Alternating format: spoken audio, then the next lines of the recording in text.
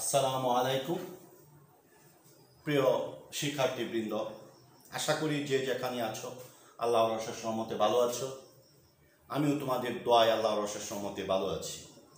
আমি মোহাম্মদ মুখলেসউদ্দিন, সিনিয়র শিক্ষক, নাঙ্গিয়াসাঙ্গন আদর্শ দাখিল মাদ্রাসা, শ্রীপুর, গাজীপুর। নাঙ্গিয়াসাঙ্গন আদর্শ দাখিল মাদ্রাসা অনলাইন ক্লাসের পক্ষ থেকে সকলকেই স্বাগত। আমরা আজকে অষ্টম শ্রেণীর সাহিত্য কণিকা বিষয় থেকে কবিতা নিয়ে আলোচনা করব। তো শিক্ষার্থীবৃন্দ, যে যেখানে আছো বই খাতা কলম নিয়ে আমার সাথে যুক্ত হও এবং ক্লাসটি মনোযোগ সহকারে শোনো। শিক্ষার্থীবৃন্দ, তোমরা স্ক্রিনে একটি ছবি লক্ষ্য করছো। একটি শিশু, একজন বয়স্ক মানুষ প্রার্থনা করছে। তো এই যে প্রার্থনা, মানুষ প্রার্থনা জানায়, এরকম প্রার্থনাকে আমরা আরেকটি অর্থে ব্যবহার করতে পারি। প্রার্থনা মানে কিছু চাওয়া। এখন তোমাদের এই পাঠ্যপুস্তকে এরকম একটি কবিতা রয়েছে। তো নিশ্চয়ই আজকের বিষয়টি কি হবে, কোন কবিতা নিয়ে আজকে আমরা আলোচনা করব, কিছুটা হলো অনুমান করতে পারছ। তো আজকের পাঠের বিষয় প্রার্থী, লিখেছেন সুকান্ত ভট্টাচার্য। তো এই প্রার্থী প্রার্থনা হিসাবে কবি এখানে উপস্থাপন করেছেন। আমরা যে প্রার্থী হই, প্রার্থী মানে আবেদন, নিবেদন করা, আবেদন করা, আল্লাহর কাছে ফরিয়াদ জানানো, কিংবা যে কোনো মানুষের কাছে আবদার জানানো। এই যে প্রার্থী হওয়া, আবেদন করা, এই বিষয়টি সুন্দরভাবে তিনি উপস্থাপন করেছেন। তো আমরা এই কবিতাটি পাঠ করার পর যা জানব তা হলো কবি পরিচিতি বলতে ও লিখতে পারবো, কবিতাটি শুদ্ধ উচ্চারণে পড়তে পারবো, নতুন শব্দগুলো অর্থসহ বাক্য গঠন করতে পারবো, কবিতাংশের চরণ সমূহের ভাবার্থ বিশ্লেষণ করতে পারবো। তো আমরা এখন কবি সুকান্ত ভট্টাচার্যের কিছু ওনার সম্পর্কে কিছু তথ্য আমরা জানব। কবি সুকান্ত ভট্টাচার্য 1926 সালে আগস্ট মাসে কলকাতা মাতুলায় জন্মগ্রহণ করেন। তার পৈতৃক নিবাস গোপালগঞ্জের কুটালীপাড়ায়। পেশায় তিনি দৈনিক পত্রিকা স্বাধীনতা সম্পাদক ছিলেন। উল্লেখযোগ্য রচনা হরতাল, ছাড়পত্র, ঘুম নেই, পূর্বাভাস অভিযান। অল্প বয়সেই শোষিত নিপীড়িত মানুষের মুক্তির আন্দোলনে নিজেকে সম্পৃক্ত করেছিলেন। তিনি কিশোর কবি হিসাবে খ্যাত ছিলেন এবং ওনাকে কিশোর কবি হিসাবে উপাধি দেওয়া হয়। এই কবি 1947 সালে 13ই মে মাত্র 21 বছর বয়সে তিনি মৃত্যুবরণ করেন। মাত্র 21 বছর বয়সে তিনি শিশুদের জন্য সুন্দর সুন্দর কবিতা তিনি উপস্থাপন করেছেন, ছড়া লিখেছেন এবং এই শোষিত মানুষের পাশে, নিপীড়িত মানুষের পাশে তিনি নিজেকে সবসময় উজাড় করে দিয়েছেন। তো আমরা এখন কবিতাটি একবার পড়ব মনোযোগ সহকারে। কবিতাটি একবার পড়লে আমরা পাঠ বিশ্লেষণ করাটা সহজ হবে। তো প্রিয় শিক্ষার্থীবৃন্দ, তোমরাও কবিতাটি একবার পড়ো আমার সাথে সাথে। প্রার্থী সুকান্ত ভট্টাচার্য। হে সূর্য, শীতের সূর্য, হিম শীতল সুদীর্ঘ রাত তোমার প্রতিজ্ঞায় আমরা থাকি। যেমন প্রতিজ্ঞা করে থাকে কৃষকের চঞ্চল চোখ ধান কাটার রোমাঞ্চকর দিনগুলির জন্য। হে সূর্য, তুমি তো জানো আমাদের গরম কাপড়ের কত অভাব। সারা রাত খড়কুটো জ্বালিয়ে এক টুকরো কাপড়ের কান ডেকে কত কষ্টে আমরা শীত আটকাই। সকালের এক টুকরো রুদ্রর এক টুকরো সোনার চেয়েও মনে হয় দামি। ঘর ছেড়ে আমরা এদিক ওদিক যাই এক টুকরো রৌদ্রের তৃষ্ণায়। হে সূর্য, তুমি আমাদের স্যাঁতস্যাঁতে ভিজে করে উত্তাপ আর আলো দিও, আর উত্তাপ দিও রাস্তার ধারে ওই উলঙ্গ ছেলেটাকে। হে সূর্য, তুমি আমাদের উত্তাপ দিও, শুনেছি তুমি এক জ্বলন্ত অগ্নিপিণ্ড। তোমার কাছে উত্তাপ পেয়ে পেয়ে একদিন হয়তো আমরা প্রত্যেকেই এক একটা জ্বলন্ত অগ্নিপিণ্ডে পরিণত হব। তারপর সেই উত্তাপে যখন পূর্বে আমাদের জড়তা হয়, তখন হয়তো গরম কাপড়ে ঢেকে দিতে পারবো রাস্তার ধারের ওই উলঙ্গ ছেলেটাকে। আজ কিন্তু আমরা তোমার অকৃপণ উত্তাপের প্রার্থী। দেখো, এই যে প্রার্থী, তিনি কার কাছে প্রার্থী হয়েছেন? সূর্যের কাছে প্রার্থী হয়েছেন। যে সূর্য, মানুষ সূর্যবিহীন, এই যে আল্লাহ তিনি যে প্রকৃতি দিয়ে সাজিয়েছেন তার এই পৃথিবীকে, দেখো এর একটি উপাদান হলো সূর্য। এখন সেই সূর্য ছাড়া মানুষ বাঁচতে পারবে না, পৃথিবী কোনো কিছুই বাঁচবে না। তার তাপ, তার আলো দিয়ে আমরা কিন্তু বেঁচে আছি।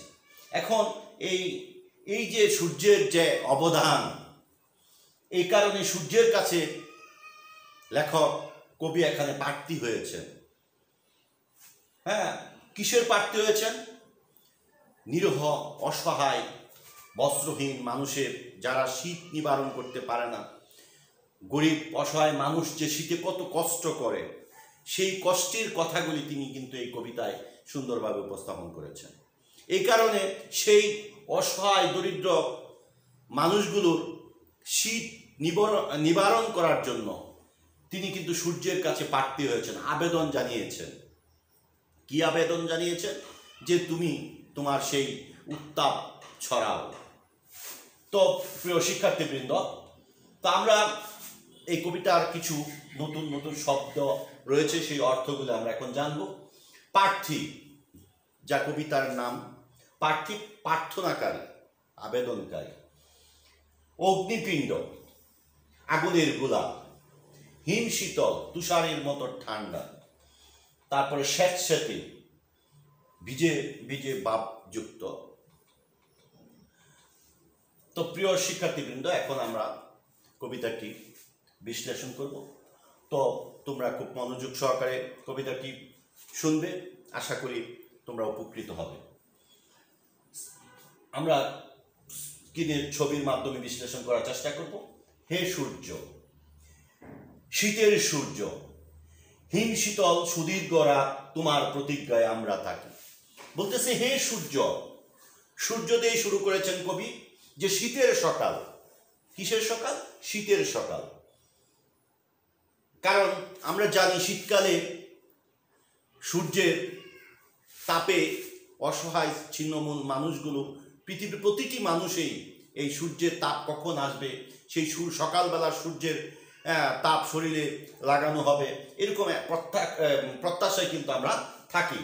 তো এইভাবে শুরু করেছেন যে হে সূর্য, শীতের সূর্য, হিম শীতল সুদীর্ঘ রাত তোমার প্রতিজ্ঞায় আমরা থাকি। যে সুদীর্ঘ রাত, হ্যাঁ, কোনো কিছু পেতে হলে, তুমি যদি কোনো কিছু পাওয়ার মধ্যে তোমার একটা আকাঙ্ক্ষা থাকে, দেখবে সময় পার হবে না।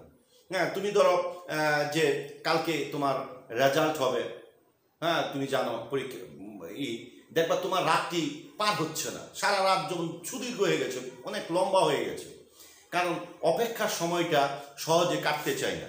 কবি এখানে বলতেছেন যে এই যে সুদীর্ঘ রাত, রাতের পরে দিন হবে, সেই সকালবেলা হবে, এবং শীতের সূর্যটা দেখতে পাবো, এবং সেই সূর্যের তাপ শরীরে লাগানো হবে।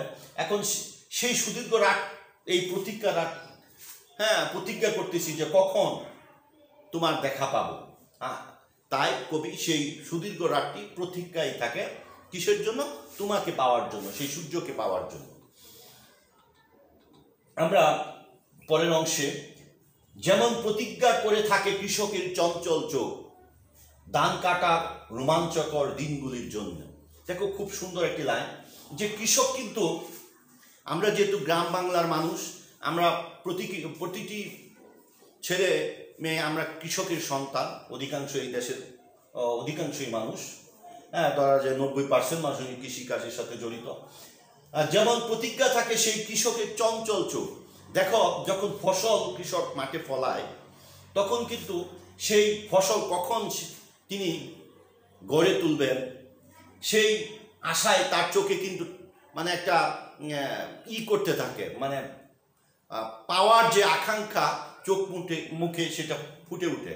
এবং ধান যখন মাঠে খুব সুন্দর দেখায়, কখন সেই মাঠ থেকে সে ধান কেটে গড়ে তুলে আনবে কিংবা যে কোনো ফসল গড়ে নিয়ে আসবে, সেরকম একটা চঞ্চল ভাব তার মনের মধ্যে কাজ করে, চোখে মুখে কিন্তু সেটা ফুটে ওঠে।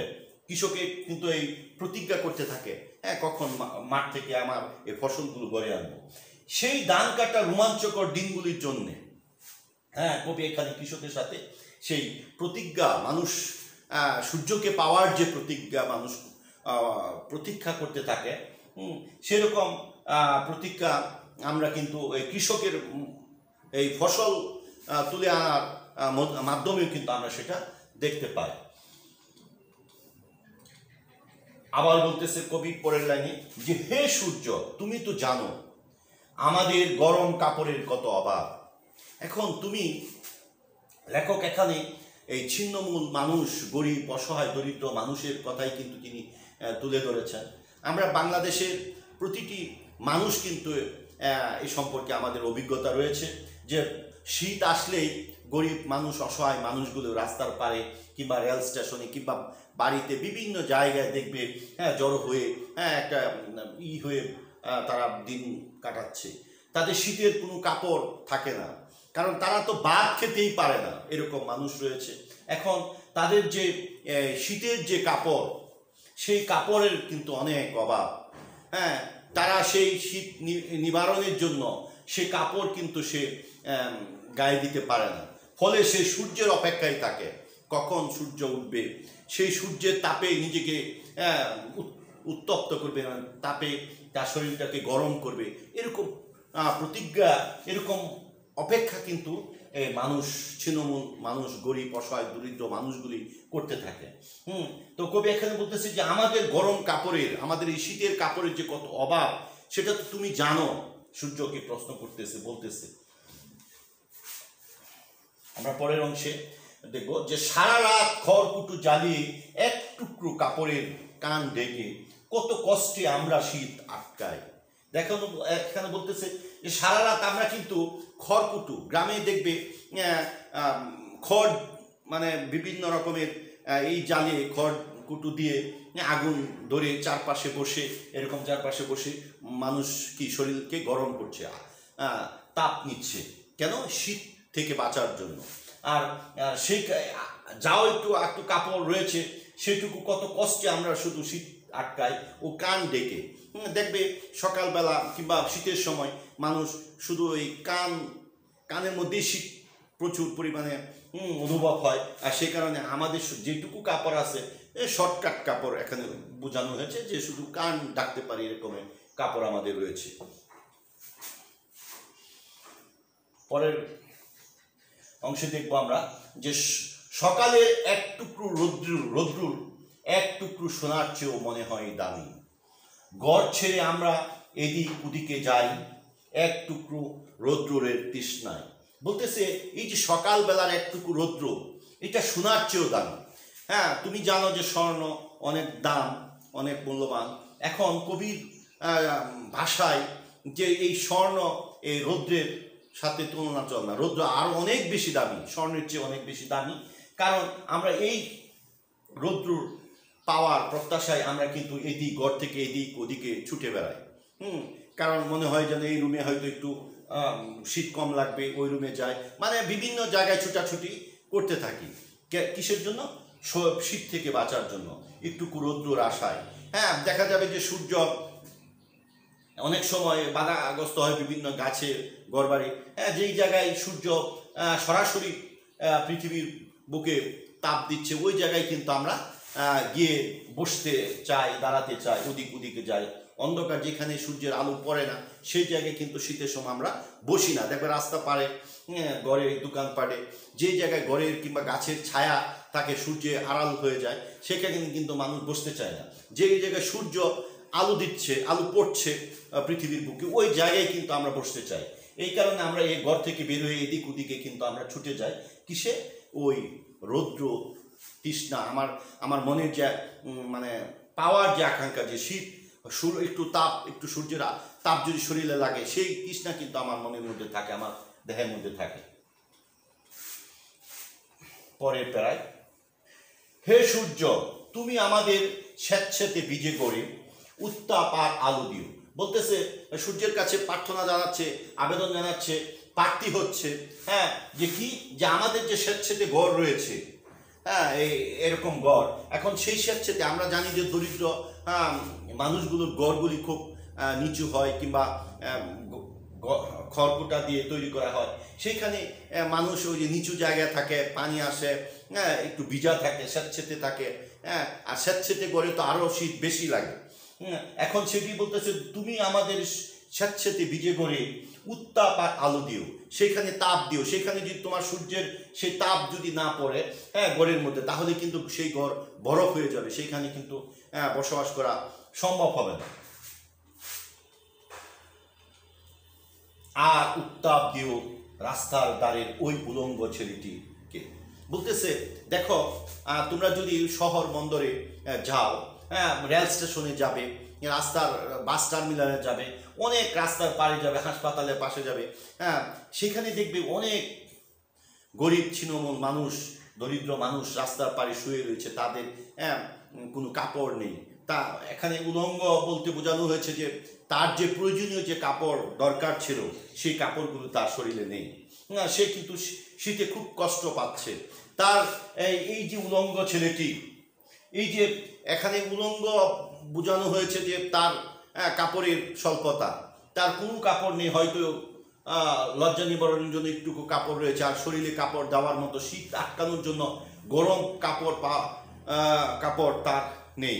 এখন সে বলতেছে ওই গরিব, ওই অসহায়, ওই দরিদ্র মানুষটিকে তুমি কি করো? উত্তাপ দাও, তুমি সূর্যের তাপ দাও, হ্যাঁ, তার তো কাপড়ের অনেক অভাব, হ্যাঁ, তাকে তাপ দিয়ে তাকে বাঁচিয়ে রাখো। হ্যাঁ, এখন সে বলতেছে যে রাস্তার পাড়ের যে সেই উলঙ্গ ছেলেটি রয়েছে, তাকে উত্তাপ দাও। দেখো, এখন এই লাইনটি কিন্তু খুবই তাৎপর্যপূর্ণ। এইখানেই কিন্তু কবি যে মূল যে মেসেজটি, হ্যাঁ, এত অসহায় মানুষগুলোকে তিনি তুলে ধরেছেন, এই মেসেজটি কিন্তু এখানে দিয়েছে যে মানুষ কত কষ্ট করে, কত কষ্টে, হ্যাঁ, এই কাপড়ে শীতে যদি সূর্য তাপ না দিত, তাহলে মানুষ যে কত কষ্ট করত, সেই কষ্টের কথা কিন্তু তিনি এখানে তুলে ধরেছেন। এই কারণে তার আবদার, তিনি প্রার্থী হয়েছেন সূর্যের কাছে, আবেদন জানিয়েছেন যে ওই উলঙ্গ ছেলেটিকে তুমি কি করো? তাপ দাও। দেখো পরের অংশে সূর্যকে বলতেছে, হে সূর্য, তুমি আমাদের উত্তাপ দিও, শুনেছি তুমি এক জ্বলন্ত অগ্নিপিণ্ড। বলতেছে যে হে সূর্য, আমরা শুনেছি, আমরা জেনেছি, আমরা জানি, হ্যাঁ, কি তুমি একটি জ্বলন্ত অগ্নিপিণ্ড। কারণ সূর্য তো অগ্নিপিণ্ড, কারণ সূর্যের যে তাপ, সূর্যের এত উপর থেকে তাপ দিচ্ছে, তারপরও কিন্তু শীতের সময় হয়তো আমাদের খুব চাহিদা, গরমের দিনে দেখা যাবে যে এই তাপ আমরা সহজে সহ্যও করতে পারি না, সামান্য কিছু তাপ আসে। এই যে জ্বলন্ত অগ্নিপিণ্ড সূর্য, হ্যাঁ, বলতেছে যে তুমি আমাদের উত্তাপ দিও, কারণ তুমি তো শুনেছি তুমি তো জ্বলন্ত অগ্নিপিণ্ড, তুমি তো অনেক, তোমার কাছে তো অনেক তাপ রয়েছে, হ্যাঁ, তুমি, হ্যাঁ, সেই তাপ আমাদেরকে দাও। তোমার কাছে উত্তাপ পেয়ে পেয়ে একদিন হয়তো আমরা প্রত্যেকেই এক একটা জ্বলন্ত অগ্নিপিণ্ডে পরিণত হব, আগুনের গোলায় পরিণত হব। হ্যাঁ, কবি বলতেছেন যে তোমার কাছে এত উত্তাপ রয়েছে, তুমি সেই উত্তাপ যদি আমাদের মাঝে বিলিয়ে দিচ্ছ, আরো যদি বেশি করে দাও শীতের সময়, হ্যাঁ, তাহলে আমরা হয়তো এই উত্তাপ পেতে পেতে পেতে পেতে এক সময় আমরা নিজেরও কি জ্বলন্ত অগ্নিপিণ্ডে পরিণত হতে পারি। তো আমরা, আমাদের প্রত্যাশা যে আমাদের যে প্রয়োজন, আমরা যে শরীরকে গরম করার জন্য, বিশেষ করে শীতের কথাই কিন্তু এখানে বলা হয়েছে, সেই সূর্যের তাপে যেন আমরাও কি হয়ে যেতে পারি? অগ্নিপিণ্ডে পরিণত হতে পারি। পরের অংশে দেখো, তারপর সেই উত্তাপে যখন পূর্বে আমাদের জড়তা, তখন হয়তো গরম কাপড়ে ঢেকে দিতে পারবো রাস্তার ধারে ওই উলঙ্গ ছেলেটিকে। দেখো এখানে কিন্তু সেই ছেলেটির কথাই আবার কবি তুলে ধরেছেন, যে তারপর সেই উত্তাপে আমরা যখন নিজেরা আমাদের যে অভাব, আমাদের যে চাহিদা, সেটা যদি আমরা পূরণ করতে পারি, আমাদের সমর্থন যদি থাকে, আমাদের মধ্যে যদি সেই থাকে, তাহলে হয়তো আমাদের যে জড়তা রয়েছে, দরিদ্র অসহায় মানুষকে সাহায্য সহযোগিতা করার যে রয়েছে, সেইটা আমাদের সেই জড়তা হয়তো কেটে যাবে। তখন হয়তো গরম কাপড়ে ঢেকে দিতে পারবো। আমাদের যদি সেই অভাবটা না থাকে, তাহলে হয়তো সেই গরম কাপড়ে ঢেকে দিতে পারবো রাস্তার ধারে ওই উলঙ্গ ছেলেটি।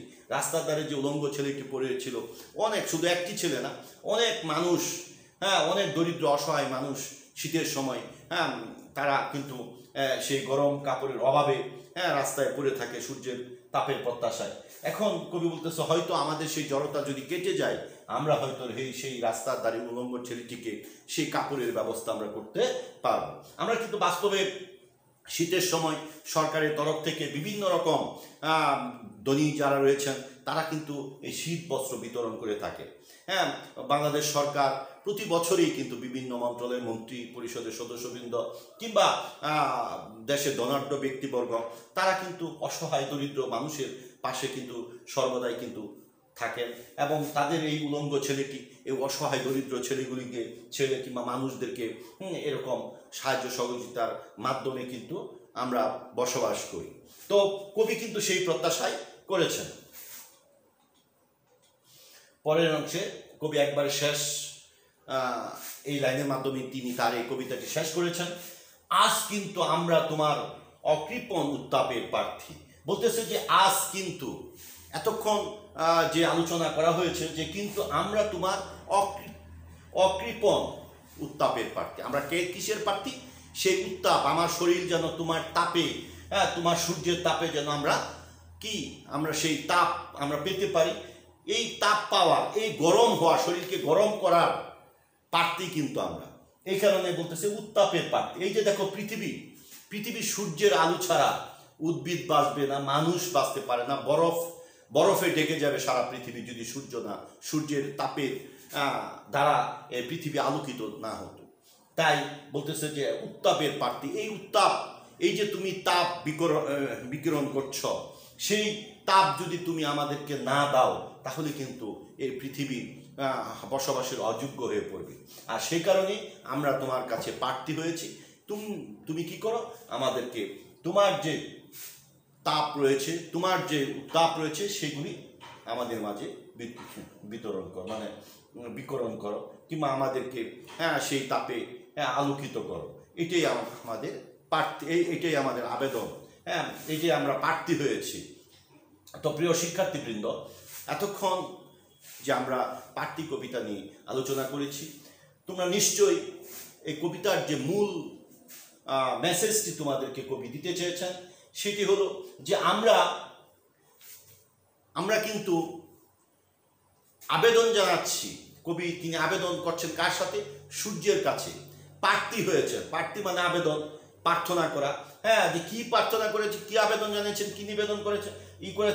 যে এই ভূপৃষ্ঠে যত উদ্ভিদ, প্রাণী কিংবা অসহায় দরিদ্র মানুষ, যত রকমের মানুষ রয়েছে, সেই আশ্রয়হীন, ভূমিহীন, তাদের শীতের কাপড়ের অনেক অভাব, এখন তাদেরকে তুমি যদি সেই সূর্যের আলো দ্বারা আলোকিত না করো, তাহলে হয়তো এই পৃথিবীর মানুষগুলি বাঁচতে পারবে না।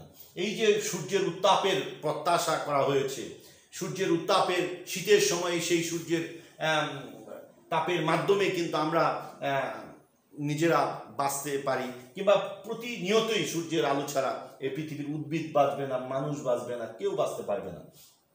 তাই এই বিশেষ করে বঞ্চিত অসহায় দরিদ্র মানুষগুলো, শীতের বস্ত্রে যাদের অভাব, সেই মানুষগুলোকে তুমি তোমার তাপ দিয়ে, তুমি তোমার উত্তাপ দিয়ে তাদেরকে উত্তপ্ত করো, তাদেরকে সেই তাপ দাও, তাহলে তারা সেই শীতের কষ্ট থেকে নিজেকে বাঁচতে পারবে। এই যে আবেদন, এই গরিব মানুষগুলোর প্রতি কবির এই সূর্যের কাছে এই প্রত্যাশা যে তাদেরকে কি করো, উত্তাপ দাও। তো এইটুকুই আমরা কবিতার যে মূল বক্তব্য। তো তোমরা একটি প্রশ্ন খাতায় বলতে পারবে নিশ্চয়ই এতক্ষণ আমরা যে আলোচনা করেছি যে সুকান্ত ভট্টাচার্য কোথায় জন্মগ্রহণ করেন। হরতাল কাব্যগ্রন্থের কবি কে? কলকাতায় জন্মগ্রহণ করেন এবং এই কবি হরতাল কাব্যগ্রন্থটা সুকান্ত ভট্টাচার্য। আমরা কিছু মূল্যায়নের প্রশ্ন দিচ্ছি, তোমরা উত্তরটি মিলিয়ে নেবে। সাধারণত কৃষক কৃষির অপেক্ষায় থাকে, ধান কাটার অপেক্ষায় থাকে। শীতের সকালে কোন জিনিসটিকে সোনার চেয়েও দামি মনে হয়? এক টুকরো রৌদ্রের, সূর্যের যে রৌদ্র রয়েছে সেটা সোনার চেয়ে দামি মনে হয়। কে বামপন্থী বিপ্লবী কবি হিসাবে খ্যাতি অর্জন করেন? সুকান্ত ভট্টাচার্য। অগ্নিপিণ্ড কি? আগুনের গোলা। একটি বাড়ির কাজ তোমরা খাতায় তুলে নাও। পাঠ্যিক কবিতায় শীতার্ত মানুষের প্রতি কবির অনুভব মূল্যায়ন করো। এই যে পাঠ্যিক কবিতা আমরা এতক্ষণ আলোচনা করেছি, যে শীতার্ত মানুষের মানে এই যে শীতের সময় যাদের কাপড়ের অভাব থাকে সেরকম মানুষের প্রতি কবির যে অনুভব সেটা মূল্যায়ন করো। কবি কিন্তু এই দরিদ্র মানুষকে নিয়েই এই কবিতাটি লিখেছেন, সেটা তোমাকে বুঝতে হবে। তো প্রিয় শিক্ষার্থীবৃন্দ, আশা করি এই কবিতাটি সুন্দরভাবে ক্লাসটি খুব মনোযোগ সহকারে প্রথম থেকে শেষ পর্যন্ত শুনেছ। তোমরা এই কবিতাটি বেশ কয়েকবার আমার এই ক্লাসটি দেখার পরে বেশ কয়েকবার মনোযোগ সহকারে তোমার পাঠ্যপুস্তক থেকে পড়বে এবং কবিতার যে পাঠ পরিচিতি, কবিতার যে লেখক পরিচিতি, এগুলিও তোমরা মনোযোগ সহকারে পড়বে। তাহলে এবং আমার এই ক্লাসটি যদি তোমরা বেশ কয়েকবার দেখো মনোযোগ সহকারে, আশা করি এই পাঠ্যিক কবিতা সম্পর্কে তোমাদের আর কোনো সমস্যা থাকবে না। যে কোনো সৃজনশীল প্রশ্ন আসুক না কেন সুন্দরভাবে তোমরা উত্তর দিতে পারবে। তো প্রিয় শিক্ষার্থীবৃন্দ, এই যে দেখো অনেক দিন যাবৎ শিক্ষা প্রতিষ্ঠান বন্ধ, আমরা কিন্তু চেষ্টা করছি, আমরা বাংলাদেশের প্রতিটি শিক্ষা প্রতিষ্ঠান শিক্ষা মন্ত্রণালয়ের নির্দেশ মতে আমরা কিন্তু অনলাইনে ক্লাসগুলো চালিয়ে যাচ্ছি। এখন সেইগুলি সফলতা পাওয়ার একমাত্র মাধ্যম হচ্ছে তোমরা। এখন তোমরা যদি এই ক্লাসগুলি মনোযোগ সহকারে না দেখো তাহলে কিন্তু ক্ষতিটা তোমাদেরই হবে। এই যে সরাসরি ক্লাস প্রতিষ্ঠানে এসে যে ক্লাস নিতে পারছো না, এখন সেই ক্লাসগুলি তো আমরা অনলাইনের মাধ্যমে দিচ্ছি, প্রতিটি প্রতিষ্ঠানে কিন্তু দেওয়া হচ্ছে। এখন তোমরা যদি সেই ক্লাসগুলি গ্রহণ না করো, সেগুলি যদি বোঝার চেষ্টা না করো, বা ধৈর্য সহকারে বারবার না দেখো, তাহলে তো যাদের কাছে আমাদের দেওয়া সেই পর্যন্ত পৌঁছবে না। তো আমি আশা রাখি, আমার প্রত্যাশা, আমি বিশ্বাস করি আমরা যেহেতু পরিশ্রম করে ক্লাসগুলি দিচ্ছি, তোমাদের কাছে পৌঁছে দিচ্ছি, সেই ক্লাসগুলি তোমরা অবশ্যই গ্রহণ করবে এবং মনোযোগ সহকারে দেখার চেষ্টা করবে। তাহলে কিছুটা হলেও আমি বলবো যে তোমরা অনেক উপকৃত হবে। আমি যে আজকে এই কবিতাটি তোমাদের সামনে উপস্থাপন করলাম, পাঠ্য কবিতা, আমি এই নান্দিয়া সিংহ আদর্শ দাখিল মাদ্রাসা থেকে এই পাঠ্য নিয়ে আলোচনা করছি। এইরকম সারা বাংলাদেশে অনেক প্রতিষ্ঠান থেকে কিন্তু এই পাঠ্য কবিতাটি নিয়ে আলোচনা করেছেন। তো আমার ক্লাস ইচ্ছা করলে তুমি বাংলাদেশে বিভিন্ন শিক্ষকের এই ক্লাসগুলি তোমরা দেখার সুযোগ পাচ্ছ। কারণ অনলাইনের মাধ্যমে তুমি ইন্টারনেটে বিভিন্ন প্রতিষ্ঠানের নাম সার্চ দিলে, ফেসবুকে পেজে খুঁজলে তুমি এই ক্লাসগুলো পাবে। তুমি কিন্তু বিভিন্ন ক্লাস যদি দেখো, কারণ ক্লাস উপস্থাপনের দক্ষতা এক শিক্ষক মহোদয়ের এক এক রকম থাকতে পারে, এটাই স্বাভাবিক। কারোটা তোমার কাছে ভালো লাগবে, কারোটা ভালো লাগবে না। তারপরও তুমি কিছু না কিছু তোমার জ্ঞানের, তোমার শিক্ষার কিছু উপাদান তুমি কিন্তু পেয়ে যাবে। তো সকলের কাছে এই আবেদন রাখছি যে তোমরা এই অনলাইনে ক্লাসগুলো অবহেলা করবে না। ভিডিও গেম কিংবা অন্যান্য জিনিস নিয়ে তোমরা পড়ে থাকবে না। অবশ্যই একটি সময় হলেও, কিছু এই 24 ঘন্টার মধ্যে কিছুটা সময় হলেও তোমরা এই শিক্ষা খাতে, তোমাদের এই শিক্ষা ব্যবস্থায় কিছুটা সময় এই মোবাইলে এই ক্লাসগুলি দেখার চেষ্টা করবে। তো সকলকেই আজকের এই ক্লাস থেকে ধন্যবাদ জানিয়ে আমি আমার এই ক্লাসটি শেষ করছি। খুদা হাফেজ। আসসালামু আলাইকুম।